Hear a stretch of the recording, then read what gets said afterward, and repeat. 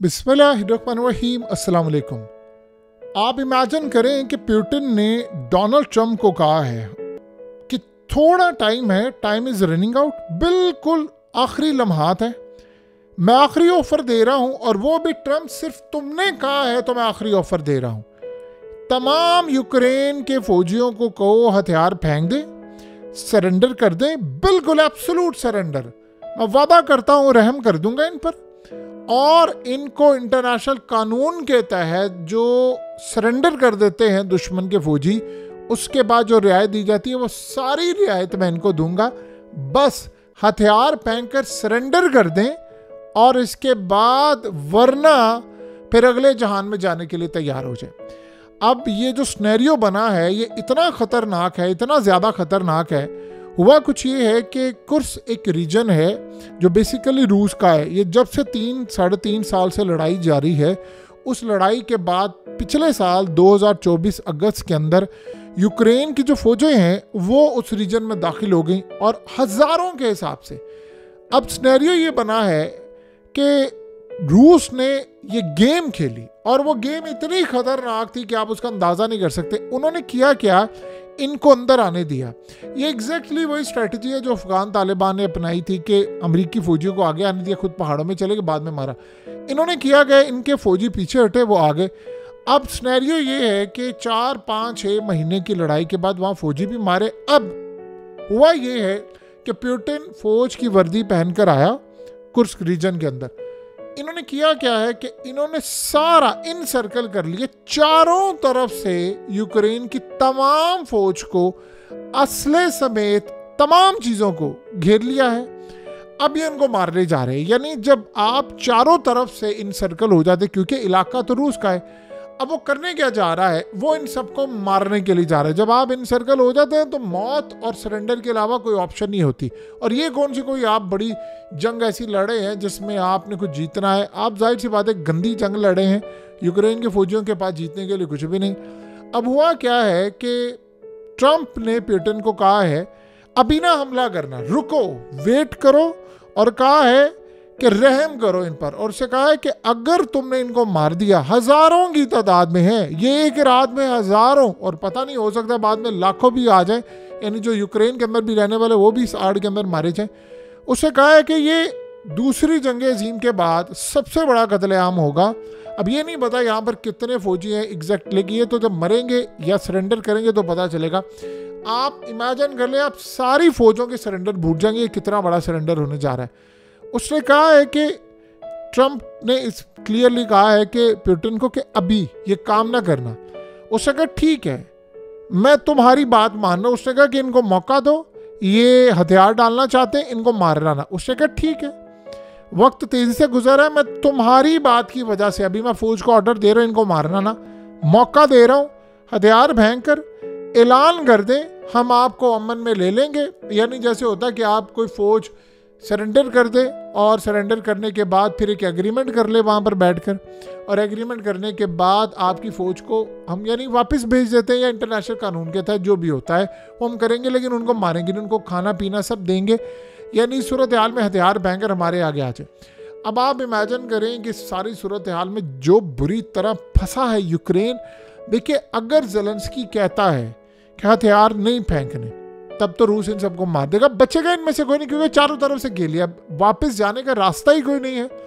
तो ये तो मारे जाएंगे सारे, चाहे उसमें कुछ रूस के लोग भी मारे जाएं, जाहिर सी बात है, जब अगर लड़ाई करनी है तो मारे जाएंगे। मौत तो सामने है, बचने का कोई रास्ता बाकी नहीं है, जीरो चांस है।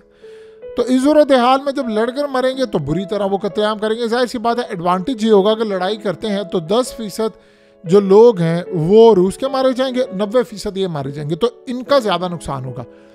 अगर सेकंड कैटेगरी में ज़ेलेंस्की कह देते हैं सरेंडर करो, उसका एक ऑर्डर आएगा कुर्स्क रीजन में सरेंडर करने का, बाकी सारी फौज सरेंडर कर देगी, टोटली कोलैप्स हो जाएगा। आप भूल जाएंगे अफगानिस्तान को, आप भूल जाएंगे शाम में जो सरेंडर हुआ था, यहाँ पर जो हो जाएगा। अब बताइए सारी सूरत हाल में किसके पास क्या ऑप्शन है। ये इतनी बुरी तरह फंसे हैं, इतनी बुरी तरह फंसे हैं कि डोनाल्ड ट्रंप को इन फौजियों की रिहाई की भीख मांगना पड़ रही है पुतिन से कि यार रहम करना, और उसने भी आगे कह दिया कि बस ठीक है, हम रहम कर देंगे, लेकिन रहम करने वाले करतूत भी तो होने चाहिए ना आपके। आप इस सूरत हाल के अंदर हमने पूरे का पूरा रीजन कवर कर लिया है, अब हम मारने जा रहे हैं, या तो बमबारी करके इन सबको उड़ा देंगे या फिर सूरत हाल। ट्रम्प ने इनको कह दिया, अब ट्रम्प कर क्या रहा है, ज़ेलेंस्की को कह रहा है कि ऑर्डर जारी करो। अब यहाँ पर वो ख़ास तौर पर याद रखिएगा, यूरोप के जो लीडर्स हैं उनको भी कह रहा है कि तुम भी ज़ेलेंस्की को कहो। अब वो कह रहा है कि ठीक है मैं तैयार हूँ ना, ट्रम्प तुमने कहा मैं बात मानने को तैयार हूँ, अब कहो इनको हथियार फेंक दे और मैं छोड़ूंगा नहीं इनको। फिर अगर इन्होंने नहीं फेंके, अगर फेंक देंगे तो फिर इन पर रहम किया जाएगा, मेडल्स ले लिए जाएंगे, कपड़े शपड़े भी पतलूने भी उतरवा ली जाएंगी। ये जो तरीकाकार होता है या जो भी सूरत हाल है, और इस सूरत हाल में हो सकता है कि वो एक ऐसी ऑप्शन भी दे दे कि भाई ठीक है आप जो फौजी हैं वो रूस आ जाए, हम आपको नेशनलिटी भी दे देंगे, हमारे साथ रह रहे और लड़ें बैठकर। ऐसा भी कोई मामला हो सकता है, यानी कुछ भी हो सकता है। पहला काम ये हथियार फेंक दे।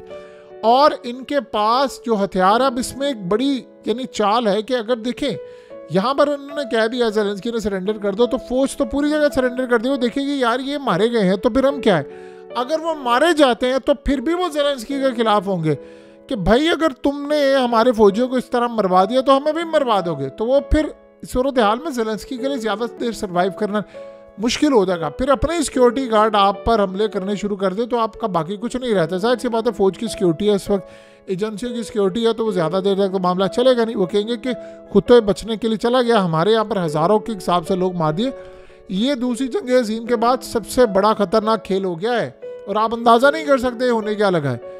अब आप इमेजिन करें कैटेगरी डिफरेंट अगर आती है, यानी हम इस सिनेरियो के अंदर ये देखते हैं सीन कि एक तरफ ये इनसर्कल हो गए, इन्होंने एक काम कर दिया, या मारे गए या बच गए। दोनों सूरतों में आप बताएं कि रूस ने अब तक जंग जो लड़ी है, जो यूक्रेन के इलाके फतह किए हैं, क्या एक इलाका भी यूक्रेन की फ़ौज उनसे वापस ले सकी है? ये तो उनको साफ नज़र आ रहा है कि हमें ट्रैप किया है। देखिए कभी कभार क्या होता है कि फ़ौज दूसरे इलाके में मारने जाती है तो वो पहले से फील्डिंग लगाकर सेट करके बैठे होते हैं, आएंगे तो हम मारेंगे। जैसे हिजबुल्लाह ने किया था, इजराइल की फ़ौज आई, मार मार के भुड़कस निकाल दिया और अंदर आने दिया, और इतना अंदर आने दिया कि वो कहते हैं हम आजकल बैरूत जा रहे हैं, इन्होंने बाद में मारा। एग्जैक्टली ये काम हुआ है। रूसियों ने किया क्या है, अंदर बुलाकर चारों तरफ से घेर लिया है। अब वहाँ पर सिवाय मौत के उनके पास कुछ भी नहीं है।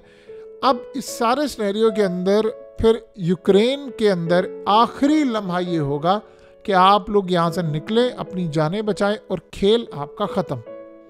यानी इस लेवल पर जाकर अब लड़ाई होने जा रही है। तो कुल मिलाकर अगर हम इस सारी सूरत हाल का जायज़ा लें तो हमें एक बात अच्छी तरह नज़र आती है कि पुतिन वो मास्टर कार्ड खेल गया है कि अब आप ये सोचें कि जब ये फौज सरेंडर करेगी तो क्या होगा। नेटो का जितना असला है वो सारा पता चलेगा, जो जो हथियार हैं, जो जो मुल्क सप्लाई कर रहा है उसके हथियारों का पता चलेगा। तो फिर पुतिन की तो लड़ाई उनसे भी होगी। अब फ्रांस के हथियार हो, अगर जिसके भी हो, और उसमें एक और भी बड़ी अहम बात है जो सबसे अहम समझने वाली, इन फौजियों में ऐसे फौजी भी हैं जो इसराइल से हैं, जो नेटो की फौज है छुप कर लड़ रही है, वो सारे पकड़े जाएंगे। यही चीज़ नेटो का चीफ और ये सारे कह रहे हैं कि यार ये ना करें। आपको पता है कि नेटो के चीफ ने जब ट्रम्प से मुलाकात की है तो धमकिया मेज़ मामला था। आगे उसने क्या कहा है, ट्रम्प ने उसकी जो हालत टाइट की है वाइट हाउस के अंदर, कमाल काम किया है ट्रम्प ने। आपको पता है उसके बाद उसने क्या कहा है? उसके बाद उसने कहा है जी किसी सूरत, नेटो का चीफ कह रहा है किसी सूरत यूक्रेन को नेटो में शामिल नहीं करेंगे।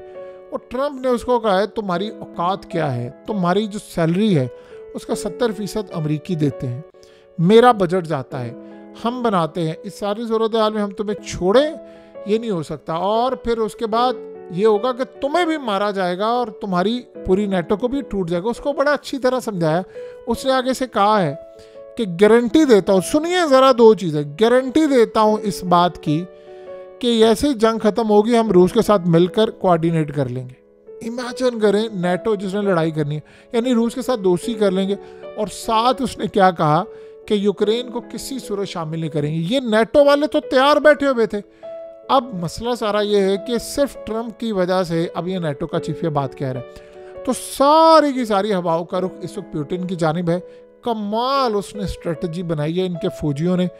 आप कभी कभार आपको लगता है कि यार आप अगले की फौज को अंदर आने दे रहे हैं तो आपके इलाके हाथ से गए, ऐसा नहीं है।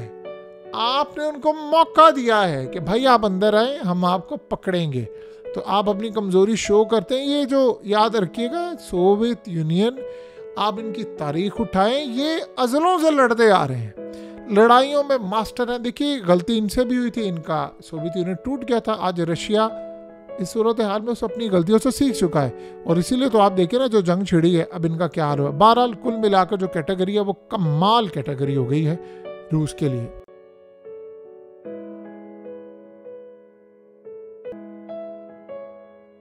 हकीकत टीवी को सब्सक्राइब करना मत भूलें, वीडियो को लाइक करें, शेयर करें और कमेंट सेक्शन में अपनी राय का इजहार ज़रूर करें।